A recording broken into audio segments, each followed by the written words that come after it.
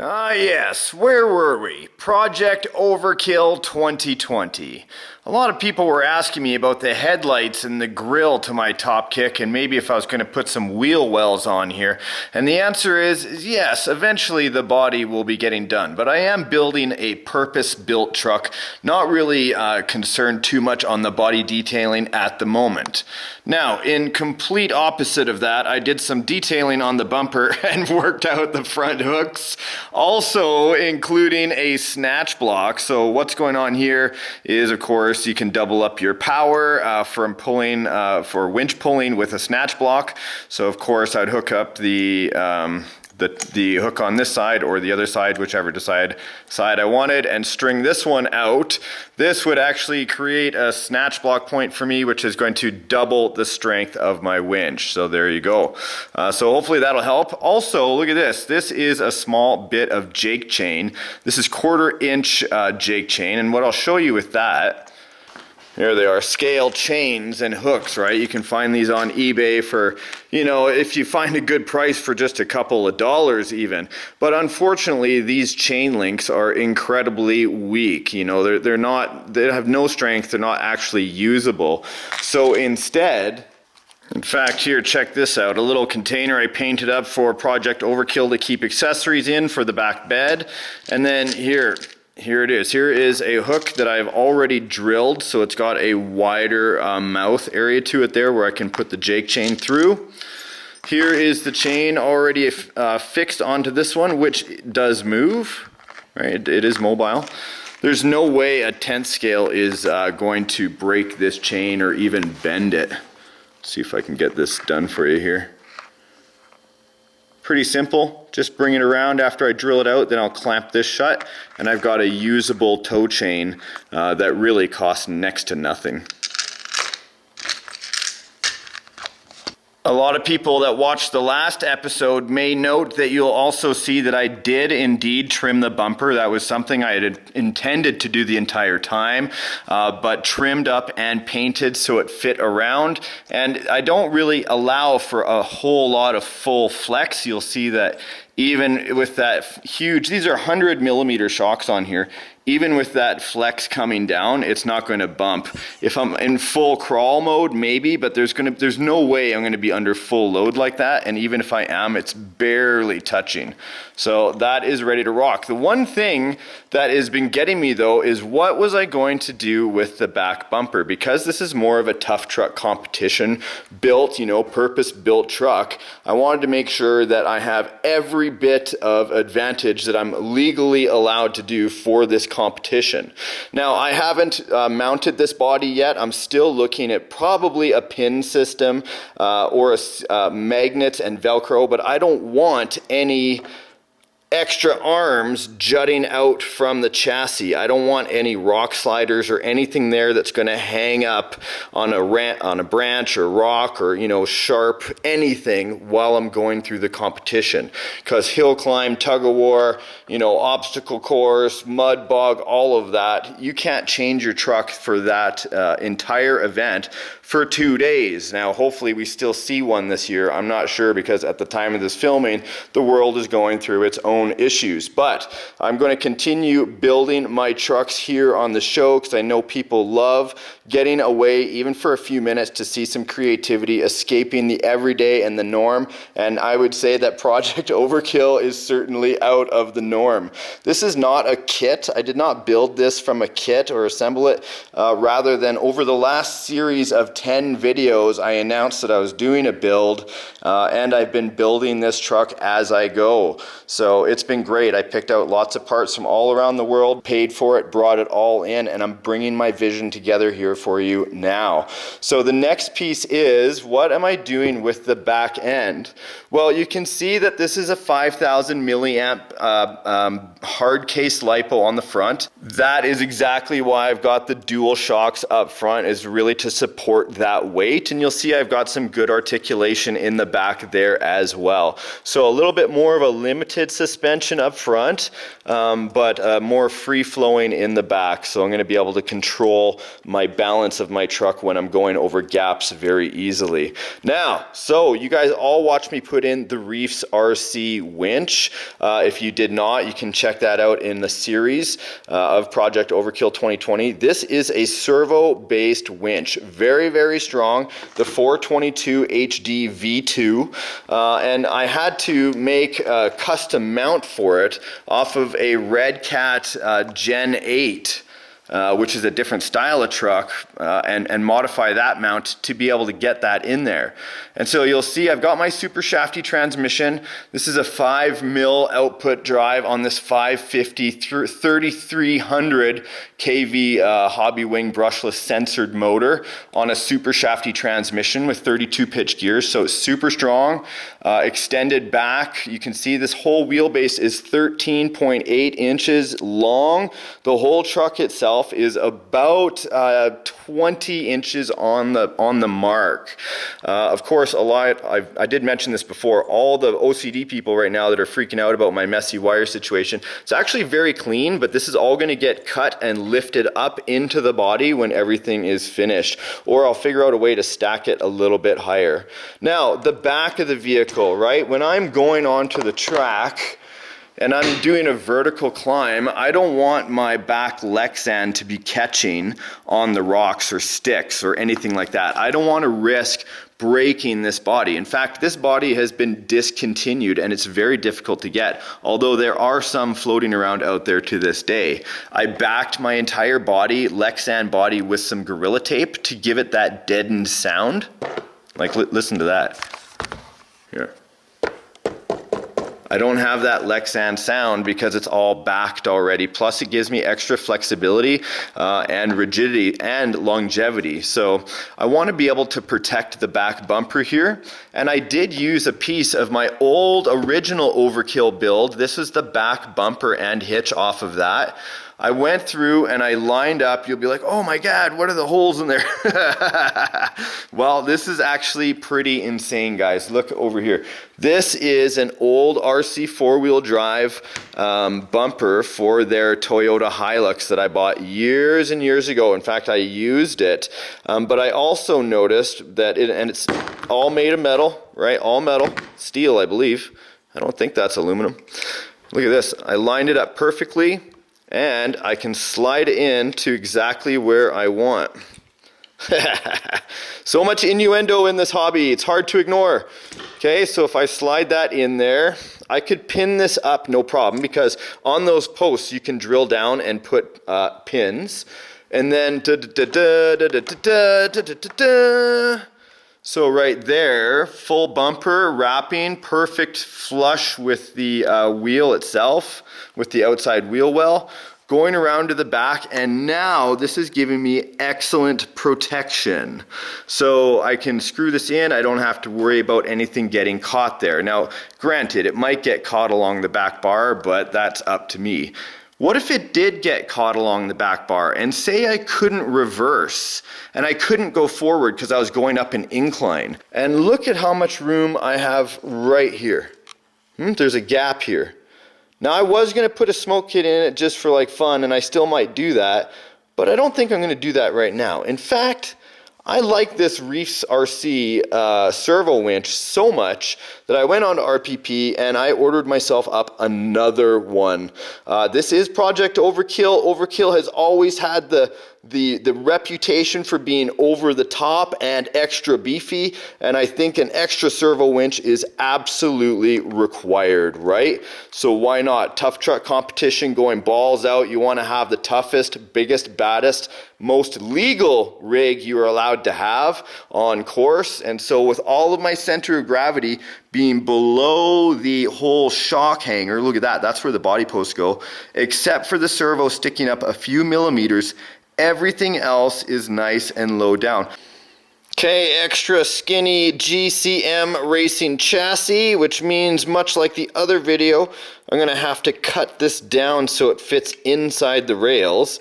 And basically I have to cut this entire aluminum piece off right there and then upside down, because it's kind of offset, I have to cut this lower block on the outside.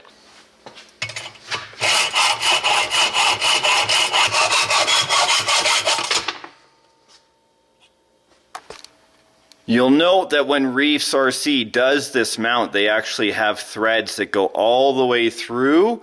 You can see the hole there on one side, but not the other. So you'll have to use a shorter screw if you're doing this same mod on this side compared to that side. But it is threaded, so there's lots of room.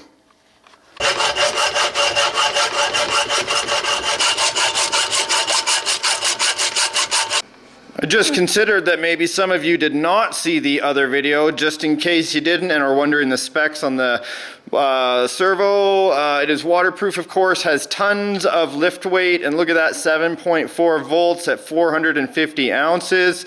That's crazy. 6 volts, there is 405 ounces. There is plenty to pull me out of any situation.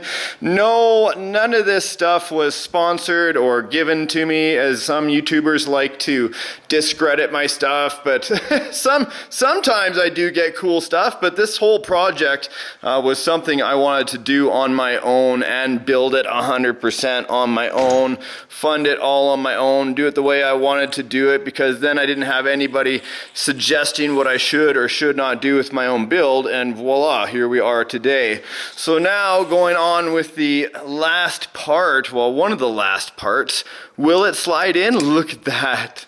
Like a glove right into place. So you'll notice that this actually has a spool area in here. I don't want to cover this too much unless there's some people that are just joining us. I'll briefly touch on it because I covered all of this in the other video. But basically, I'm going to open this up. It's going to have a spool on it. The spool is going to go inside here, and I'll show you how I mount the servo quick.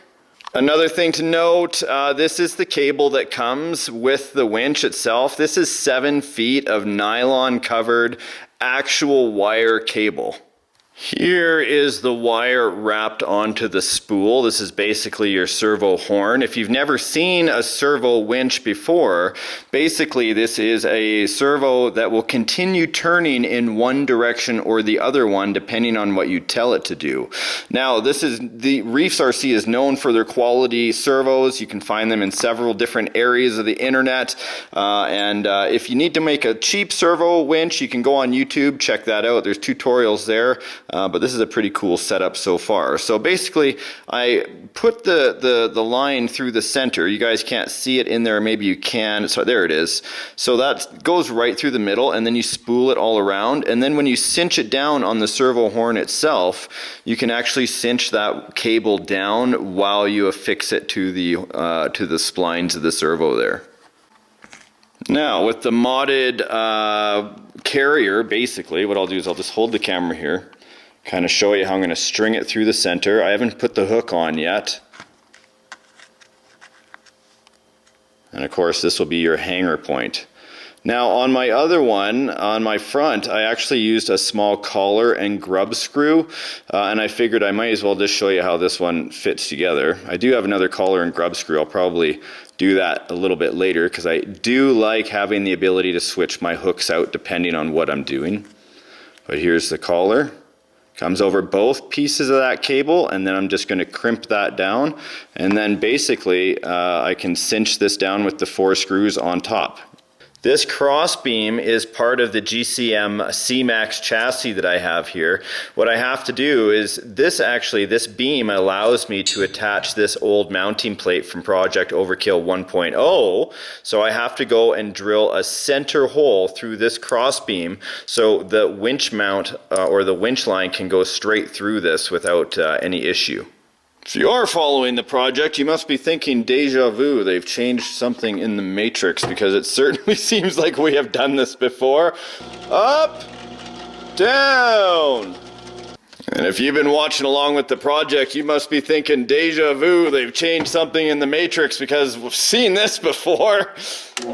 Up, down.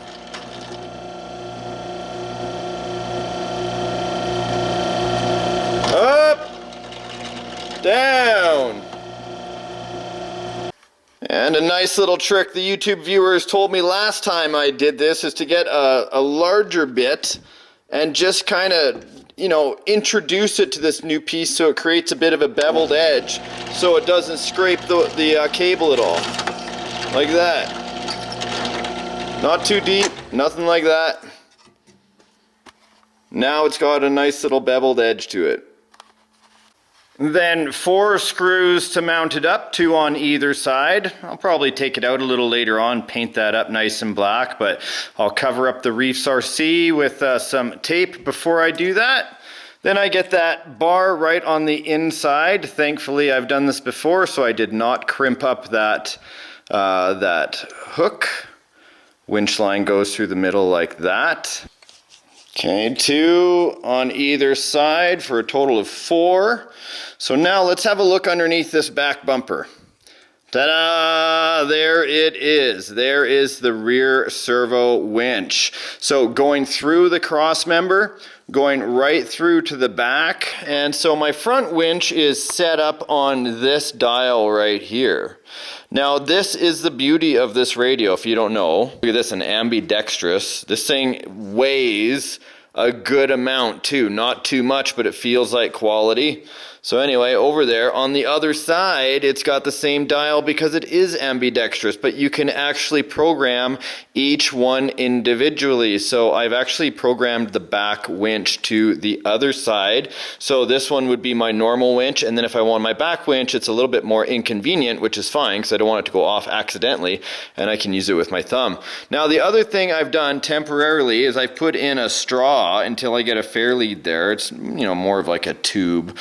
But that is going to not hurt that winch cable. And of course, I'd have to have a gold hook on there. There's just no way I'd use the red one. So we'll turn it on. Sounds so nice.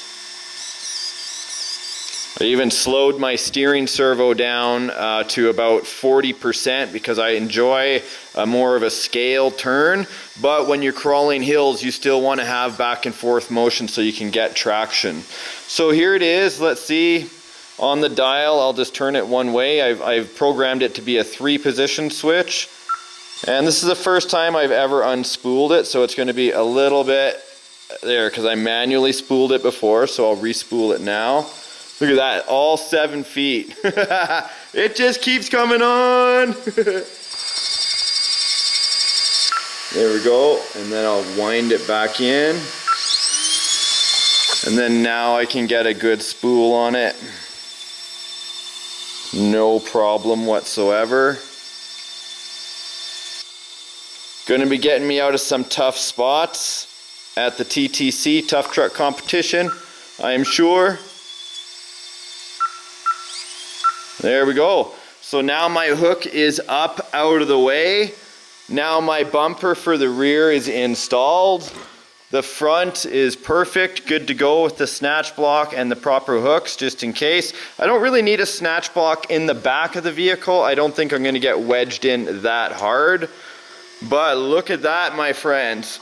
Who's still with me? If you're still watching at the end of this video and you didn't skip to the end, I want you to comment right now if you have the ability. Or if you can't comment, at least smash the thumbs up button, because boys and girls, ladies and gentlemen, from all around the world, I have had the pleasure of building and entertaining you guys with radio control hobby products for more than a decade. In fact, 12 years, a generation of kids have come and gone from school watching RC adventures. All the people that help make this show possible by watching with your support, active viewerships, comments. I love all of you. Thank you so much for tuning in, giving us the support over all these years. Look at what we have built, my friends. More to come on Project Overkill. I know that this is not completed yet and I have a ways to go, so we'll see you in the next episode of RC Adventures. Now get outside, my friends, and have fun with RC, or if you're like me and you're quarantined, stay inside and build one. Might as well test them out.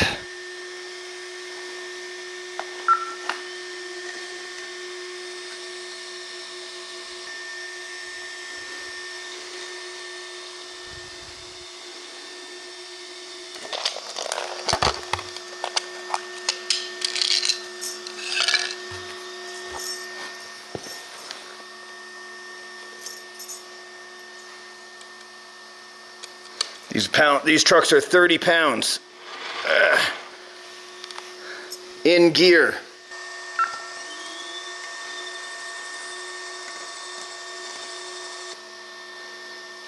That looks about right. Off the front. Tighten the back one up. Everything is strung out. You can't see it because basically the line is invisible to you guys. I do have some 100-pound yellow test line on the way. Fishing braided line so we can actually see the winch line for safety purposes, of course. Shall we see the front one, how it pulls? That truck is in gear at 30 pounds. Here we go. Let's turn on the back one.